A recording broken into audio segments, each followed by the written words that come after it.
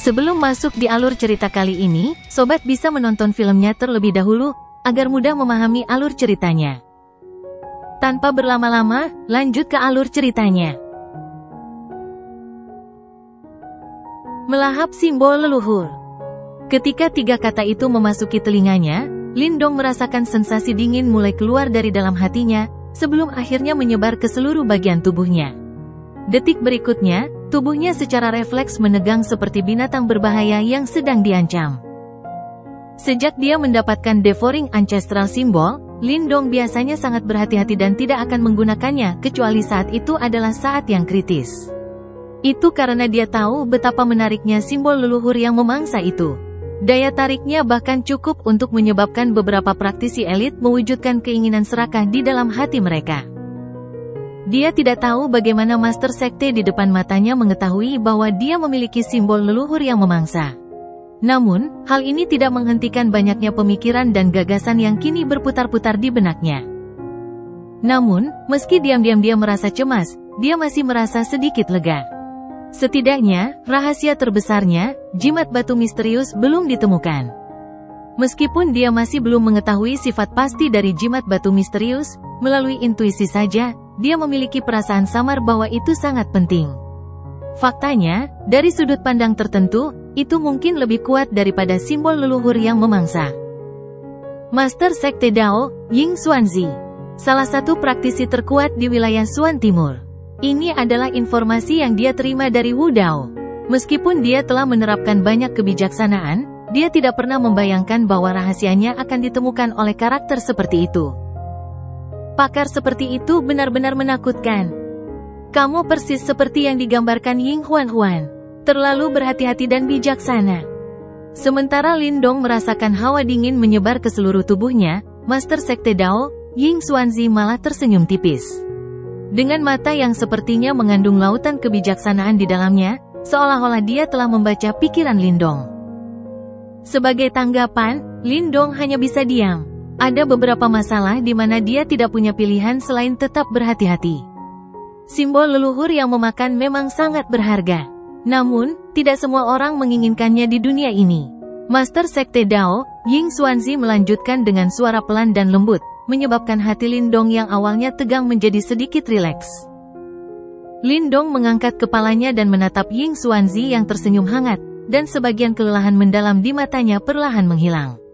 Dia telah melihat berbagai macam orang selama bertahun-tahun, dan karenanya samar-samar bisa merasakan keanggunan tak terbatas dari pria di hadapannya. Ini adalah sikap sebenarnya yang harus dimiliki oleh seorang Master Sekte Super. Saya tahu tentang beberapa pengalaman masa lalu Anda. Mungkin Anda perlu berhati-hati di masa lalu. Lagi pula, Anda sendirian. Oleh karena itu, Anda harus selalu berhati-hati dan berhati-hati. Namun, kamu hanya perlu mengingat satu hal sekarang. Selama kamu adalah murid Sekte Dao, sekte tersebut akan selalu mendukungmu. Saat ini kamu tidak lagi sendirian. Setelah mendengar pernyataan terakhir itu, Lindong tidak bisa menahan diri dan ekspresinya berubah aneh untuk sementara waktu. Apa maksudnya kamu tidak sendirian? Meskipun pernyataan ini membuat Lindong tersedak beberapa saat, dia tetap merasakan rasa asam yang jarang terjadi di hidungnya selama beberapa waktu, sementara matanya bahkan menjadi sedikit lembab. Setelah beberapa saat, dia mengangkat kepalanya dan melihat ke arah praktisi puncak ini, yang terkenal di seluruh wilayah Xuan Timur. Kali ini, matanya tidak terlalu hormat, dan dia berkata sambil tersenyum, benar-benar layak menjadi Master Sekte Tuan. Setelah pernyataan Anda, saya hampir memiliki keinginan untuk melewati neraka dan air pasang untuk Sekte Dao. Kamu sudah melakukan hal seperti itu, jawab Ying Xuanzi sambil tersenyum. Alasan kenapa aku bisa menemukan simbol leluhur yang memangsa di tubuhmu adalah karena aku memperhatikanmu dengan cermat ketika kamu berada di dasar Sungai Pil. Pada saat itu, kamu telah menggunakan kekuatan simbol leluhur yang memangsamu. Tidak heran. Hanya pada saat ini, Lindong akhirnya mengerti alasannya. Segera, dia diam-diam merasa tidak berdaya. Dia benar-benar tidak punya jalan keluar ketika dihadapkan pada pengawasan dari seorang praktisi yang begitu kuat. Sepertinya dia harus lebih berhati-hati di masa depan. Simbol leluhur yang memangsa memang benda yang sangat kuat. Namun, kamu harus menahan diri untuk tidak menggunakannya di masa depan. Tunggu hingga kamu mampu mengeluarkan kekuatan penuhnya sebelum mengungkapkannya kepada dunia luar. Ya, murid ini mengerti, jawab Lindong dengan hormat sambil menganggukkan kepalanya. Ying Xuanzi tersenyum tipis sebelum berbalik dan melihat ke arah danau di depannya. Dengan lambaian lengan bajunya, danau itu langsung terbelah menjadi dua. Setelah terbentuknya celah di danau, susunan putih raksasa mulai terlihat dan melayang ke atas. Sinar cahaya mulai memanjang dari sana dan menyelimuti seluruh danau, sementara gelombang demi gelombang fluktuasi energi yang mengejutkan mulai meletus dari susunan cahaya. Di posisi paling tengah dari susunan cahaya adalah pohon muda hitam yang berukuran sekitar setengah meter.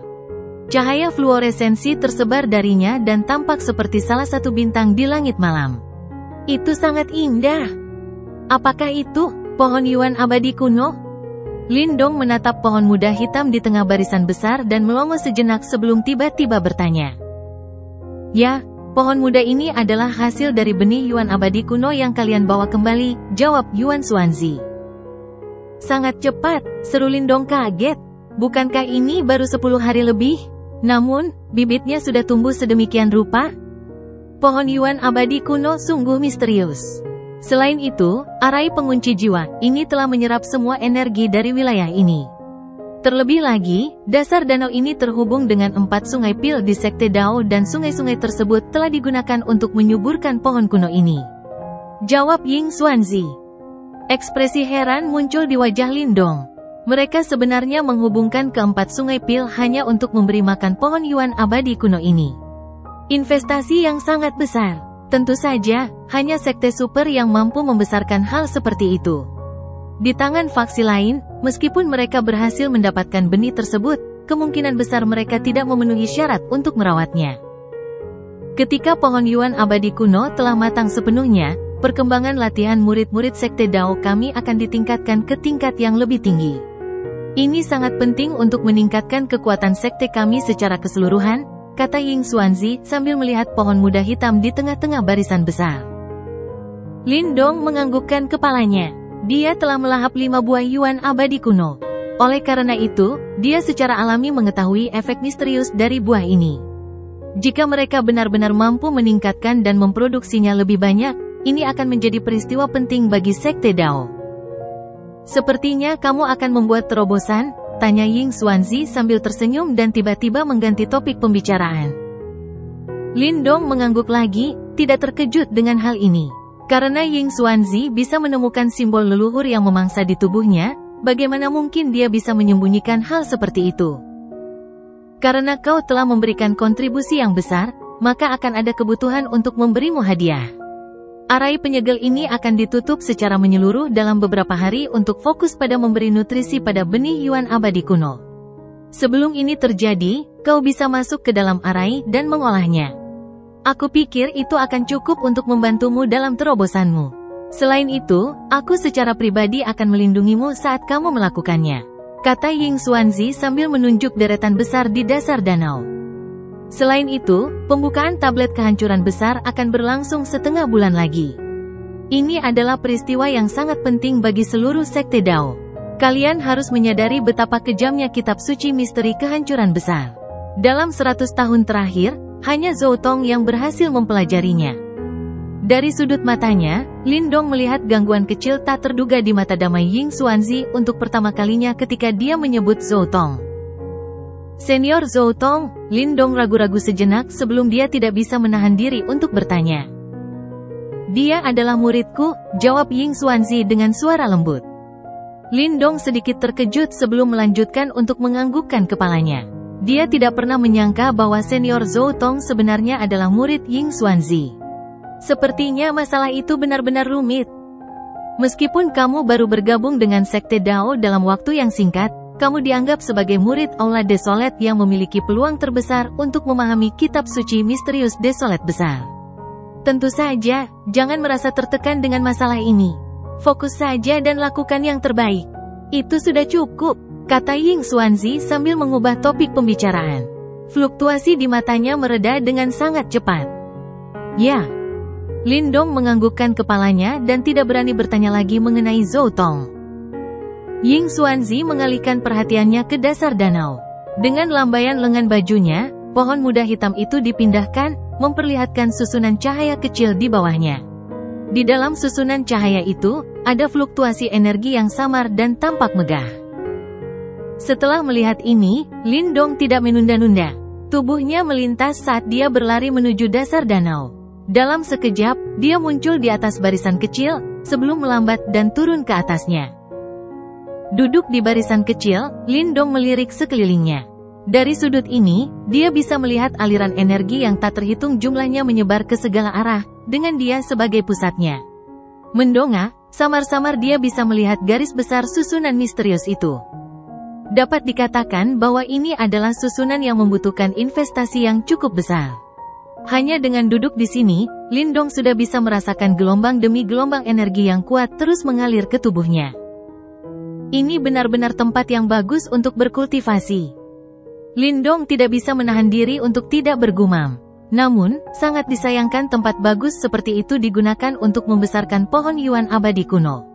Setelah menikmatinya sebentar, tempat ini akan tertutup rapat. Mari kita mulai. Di tepi danau, pengingat Ying Xuanzi terdengar.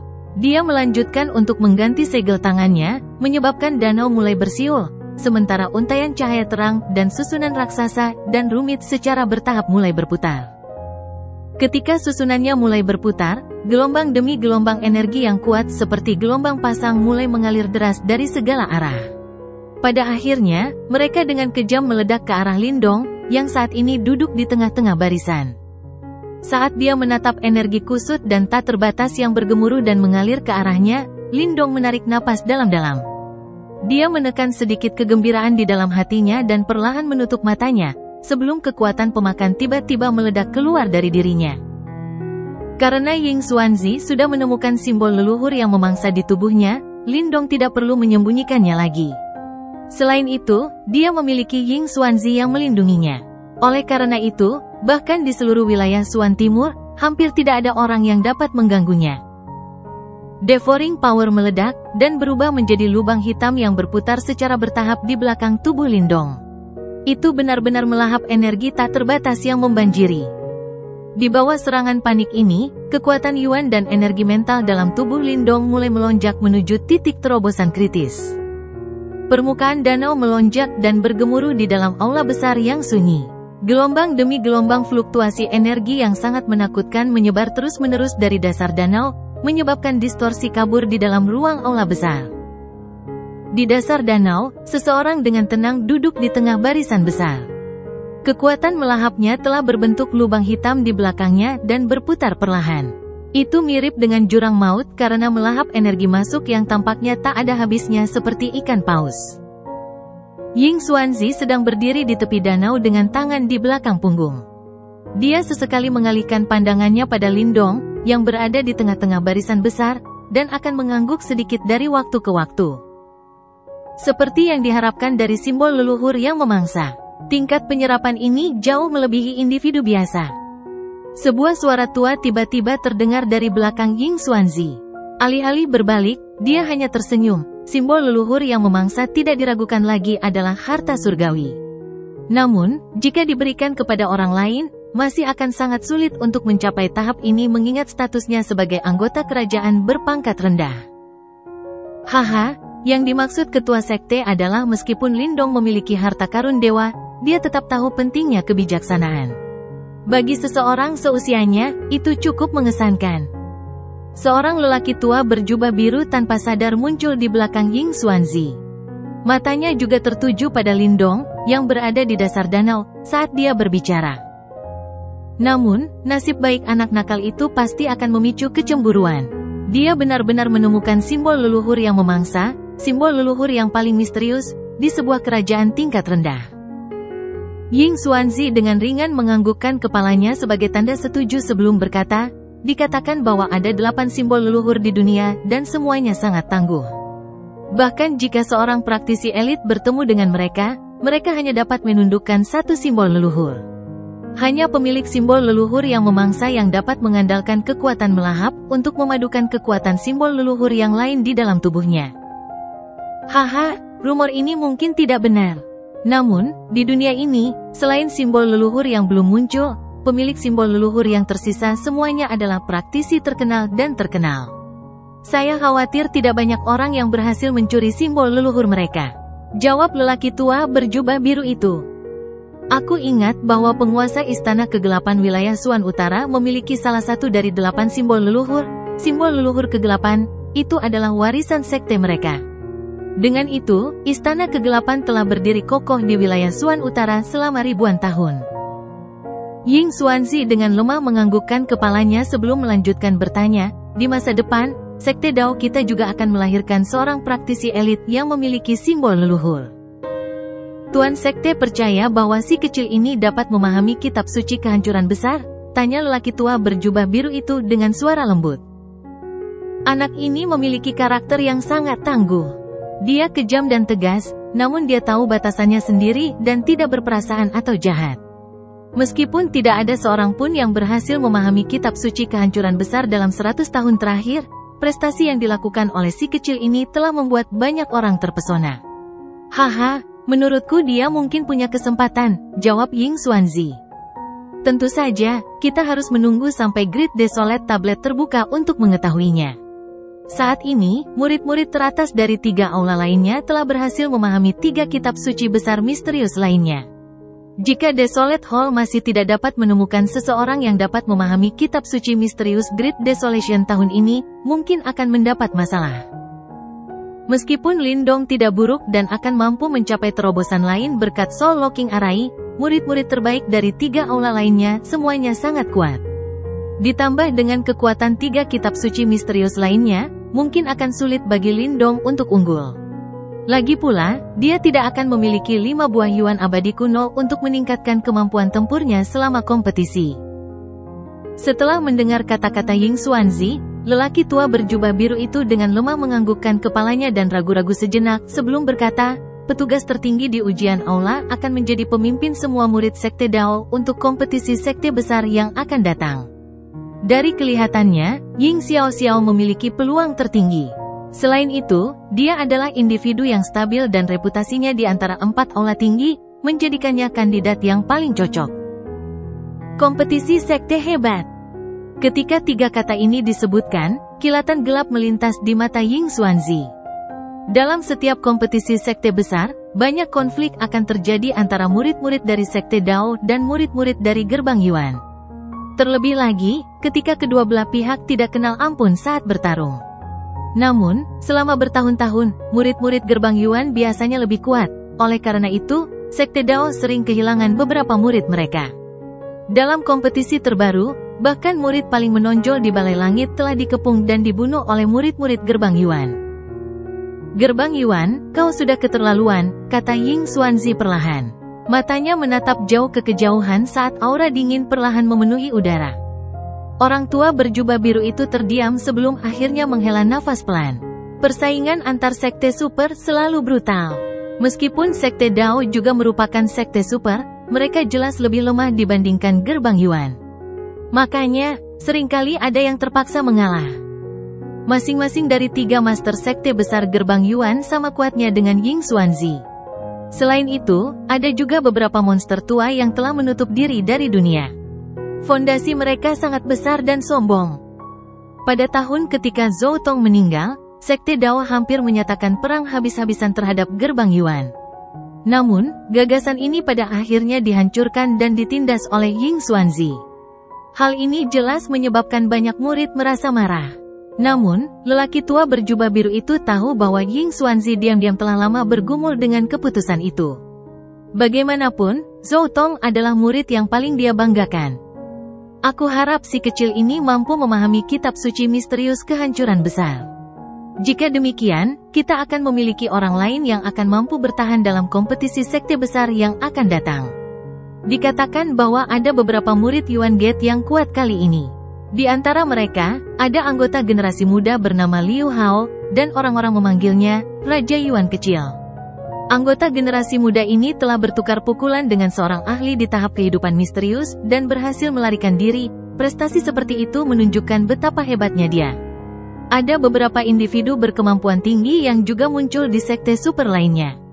Misalnya, Ling Qingzu dari Istana Kemurnian Tertinggi 9 Surga. Dia sangat kuat dan tidak kalah dari Liu Hao sama sekali. Orang tua berjubah biru itu melanjutkan ketika cahaya khawatir muncul di matanya. Ketika membandingkan anggota generasi muda mereka, terlihat jelas bahwa gerbang Yuan lebih unggul.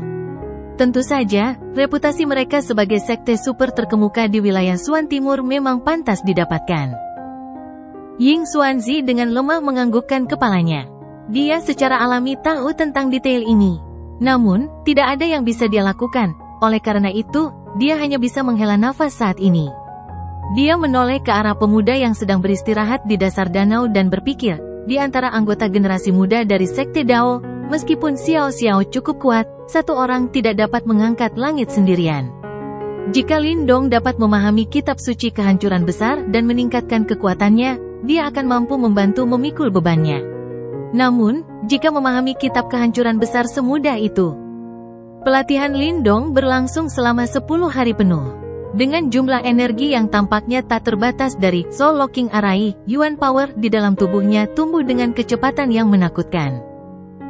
Terlebih lagi, saat Yuan Power-nya semakin kuat, Lin Dong juga bisa merasakan bahwa energi mental di dalam istana Niuan-nya juga meningkat dengan kecepatan yang memuaskan berkat susunan mistis ini. Jelas sekali bahwa kekuatan Yuan dan energi mental Lin Dong mendapat manfaat yang luar biasa.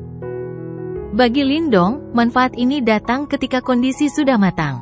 Dalam pertarungan berdarah sebelumnya, meskipun dia telah menggunakan 5 buah Yuan abadi kuno, sebagian esensi dan energinya telah meresap ke dalam tubuhnya selama pertempuran sengit itu. Oleh karena itu, dengan bantuan Soul Locking Array, dia sekarang dapat meningkat dengan cepat. Maka dari itu, latihan tenang ini berlangsung selama hampir setengah bulan sebelum kulit Lin Dong mulai memerah, dan gelombang demi gelombang energi mengamuk mulai memancar terus-menerus dari tubuhnya. Apakah dia akan menjalani kesengsaraan nirwana? Di tepi danau, Ying Xuanzi segera menyadari perubahan tak biasa di sekitar Lin Dong dan tersenyum tipis. Sepertinya Lin Dong mendapat banyak manfaat dari sesi latihan ini. Gelombang demi gelombang fluktuasi mengamuk terus terpancar dari tubuh Lin Dong. Dari kejauhan, tubuh merahnya yang merah tampak seperti batu bara panas. Jelas sekali, ini adalah pertanda kesengsaraan nirwana. Namun, saat kesengsaraan nirwana hendak meletus, energi mental yang kuat tiba-tiba mulai melolong dari istana Niuan Lin Dong. Segera, awan badai mulai berkumpul di langit di atas aula besar. Kesengsaraan angin dan petir, kesengsaraan ganda, anak ini benar-benar ambisius. Ying Xuanzi merasa sedikit terperangah saat dia mengangkat kepalanya, sebelum tersenyum dan melambaikan lengan bajunya. Hal ini menyebabkan langit-langit aula besar tiba-tiba retak perlahan, memperlihatkan langit tanpa batas di luar.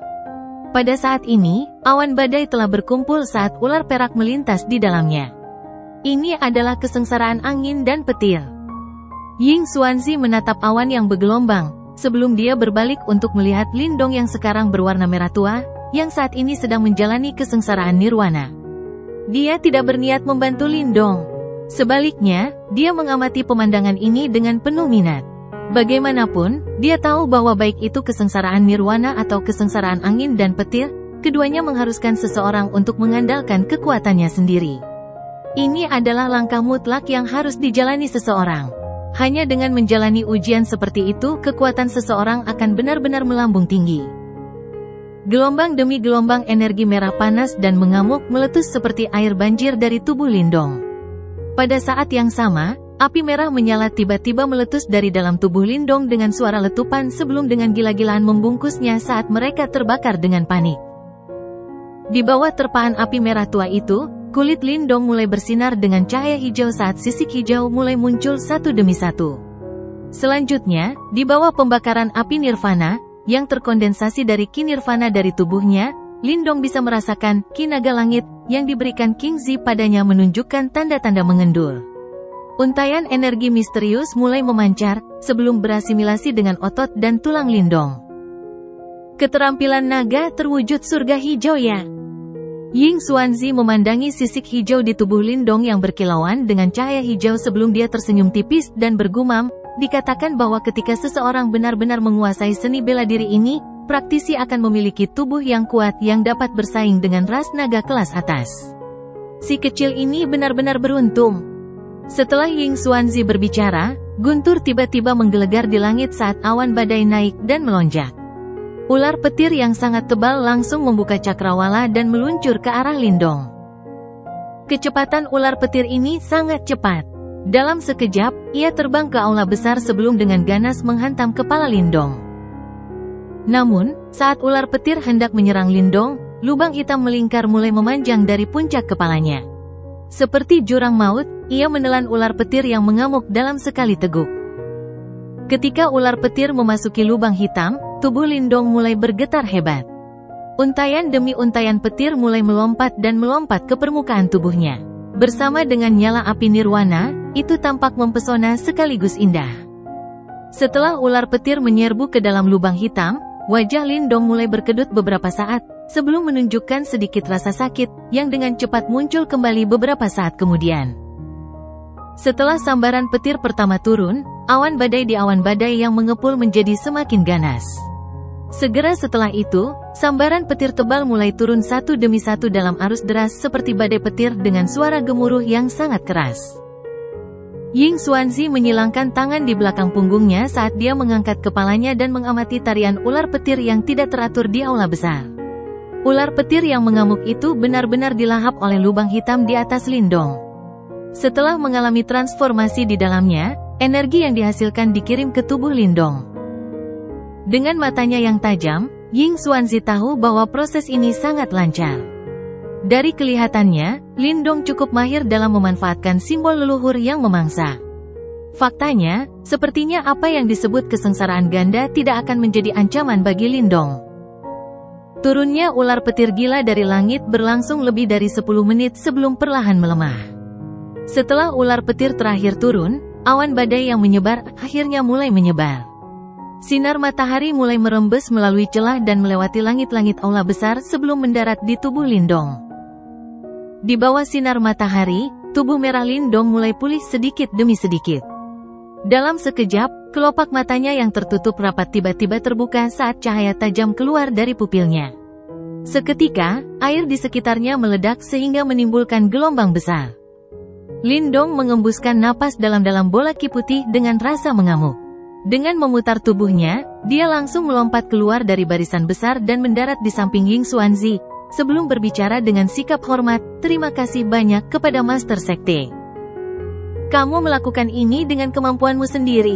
Satu-satunya hal yang aku lakukan adalah menyediakan tempat untukmu," jawab Ying Xuanzi sambil tersenyum santai. Lindong juga membalas senyumannya. Saat dia hendak berbicara, kulitnya tiba-tiba berubah sedikit. Dia bisa merasakan transmisi tiba-tiba dari fluktuasi yang sangat misterius dan agung dari suatu area di langit. Arah itu, Aula Desolate. Ying Xuanzi juga berbalik, melihat ke arah yang sama sambil tersenyum lembut. The Great Desolate Tablet akhirnya dibuka. Sepertinya Sekte Dao akan hidup kembali. Ada sebuah gunung yang sangat besar jauh di dalam Desolate Hall. Gunung itu berwarna kuning layu dan tidak ada sedikit pun tanaman hijau di atasnya. Dari kejauhan, tampak seperti tanah tandus yang dipenuhi aura terpencil. Di langit di atas puncak gunung ini, Sungai Pil yang sangat besar mengalir deras. Saat ini, Sungai Pil yang biasanya tidak berhenti mengalir, menampakkan fenomena aneh. Tidak hanya kecepatan siulannya yang melambat, namun ki nirvana yang sangat luas dan perkasa terus mengalir dari Sungai Pil. Hal itu seolah-olah sebuah lubang besar telah terbentuk di Sungai Pil. Ki nirwana meluncur turun seperti air banjir sebelum akhirnya mengalir ke puncak gunung besar. Gunung itu sebenarnya mulai bergetar ketika Sungai Pil mengalir deras. Pecahan batu terus berjatuhan dan banyak garis retakan besar mulai terbentuk di gunung. Ketika perubahan drastis ini terjadi di puncak gunung, suara angin kencang yang tak terhitung jumlahnya juga terdengar dari langit di sekeliling. Setelah beberapa menit, langit di sekitarnya, pepohonan besar, dan gunung segera dipenuhi oleh lautan manusia yang padat. Hutan pegunungan yang awalnya sepi berubah menjadi sangat hidup saat ini. Berbagai suara berkumpul dan menyebar dengan cara yang memekakkan telinga. Bahkan awan di langit pun tersebar.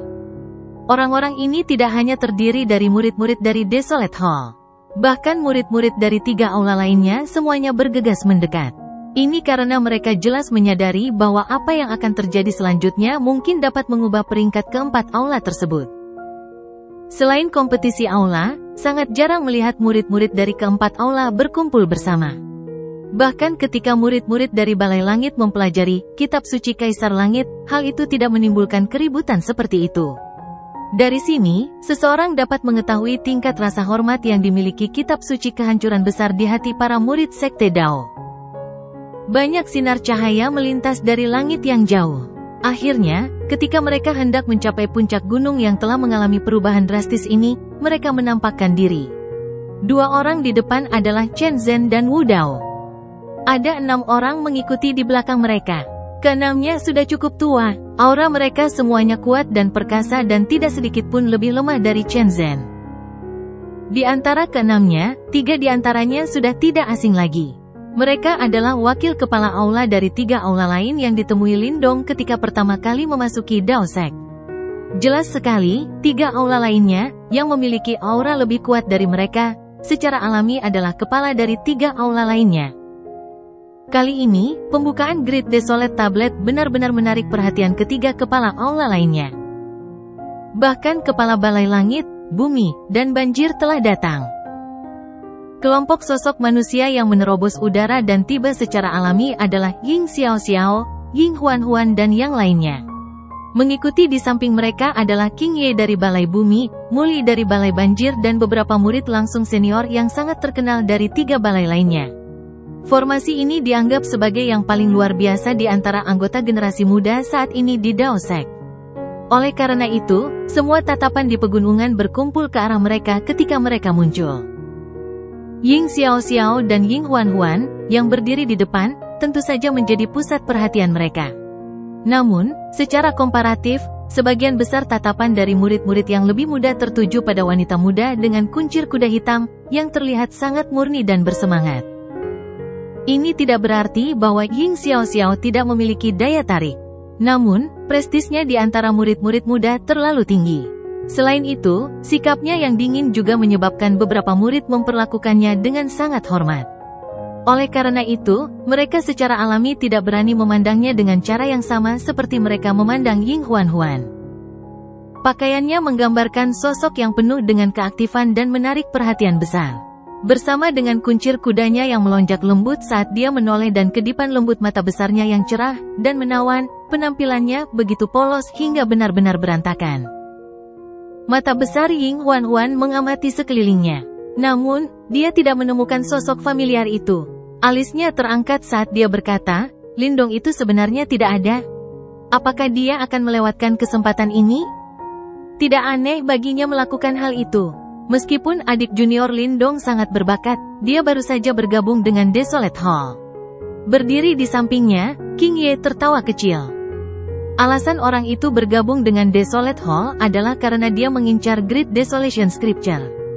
Bagaimana mungkin dia menyerah pada kesempatan ini? Selain itu, dia sudah menjadi murid langsung senior Desolate Hall dan dia memiliki kualifikasi untuk mempelajari Great Desolation Scripture. Ying Huan Huan memutar matanya ke arah King Ye dan berkata. King Ye merasa sangat tidak senang di hatinya ketika dia melihat Ying Huan Huan berbicara tentang Lindong seolah dia sangat akrab dengannya. Namun, dia tidak mengungkapkan apapun karena tidak ingin dianggap sebagai orang picik. Segera, dia hanya bisa menoleh dengan cara yang agak tidak wajar dan berbicara dengan lembut kepada orang lain selain dia. Ying Xiao Xiao diam-diam menggelengkan kepalanya ketika dia melihat adegan ini tetapi tidak mengatakan apapun lagi. Dia hanya mengarahkan pandangannya ke arah gunung yang berguncang. Mengikuti penyebaran garis retakan, sebuah tablet raksasa berwarna kuning keabu-abuan perlahan-lahan keluar dari gunung di tempat itu. Aura sunyi yang berasal dari zaman kuno diam-diam berfluktuasi di tempat ini. Mata Ying Xiao Xiao agak rumit saat dia melihat gunung itu. Karakternya cukup angkuh. Saat itu, dia dengan angkuh mencoba mempelajari kitab suci kehancuran besar. Namun, dia akhirnya gagal setelah duduk di sana selama berbulan-bulan. Hal ini menyebabkan dia menderita pukulan yang cukup berat. Tablet sunyi yang hebat. Setiap pasang mata di tempat ini tertuju pada tablet berukuran 10.000 kaki yang pecah dari gunung.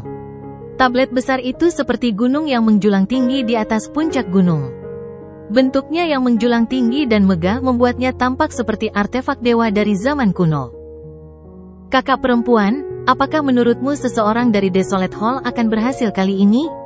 Mata besar Ying Huan sedikit terguncang saat dia melihat benda besar yang keluar dari gunung itu. Setelah itu, dia menarik pergelangan tangan Ying Xiaoxiao dan bertanya dengan lembut. Jiang Hao dan 3 lainnya hampir tidak punya peluang. Ying Xiaoxiao melirik ke arah Ying Huan. Dia berhenti sejenak sebelum melanjutkan, jika itu Lindong, dia mungkin memiliki peluang bagus. Oh, Ying Huan mengangguk pelan. Bulu matanya yang panjang berkedip lembut. Ekspresi wajah kecilnya sedikit rumit. Mengapa? Ying Xiaoxiao bertanya dengan ragu. Jika orang itu benar-benar memahaminya, bukankah itu berarti aku harus melakukan apapun yang dia katakan? Ying Huan ragu-ragu sejenak sebelum dia berbicara terbata-bata dengan wajah memerah. Bahkan Ying Xiaoxiao merasa tidak bisa tertawa atau menangis ketika mendengar kata-kata ini. Dia memelototi Ying Huan. Kamu pantas mendapatkannya. Gunung yang berguncang hebat itu akhirnya berhenti secara bertahap. Semua orang mengangkat kepala dan melihat ke puncak gunung, di mana sebuah tablet batu besar, yang puncaknya hampir menyentuh Sungai Pil, muncul. Semuanya sekecil semut sebelum tablet batu itu. Ini adalah tablet Great Desolate. Kitab suci yang paling kuat dari 4 kitab suci besar yang misterius, kitab suci kehancuran besar, tersembunyi di dalamnya. Namun, sejak 100 tahun yang lalu, pertanyaan apakah ada orang yang dapat memahaminya masih belum terjawab.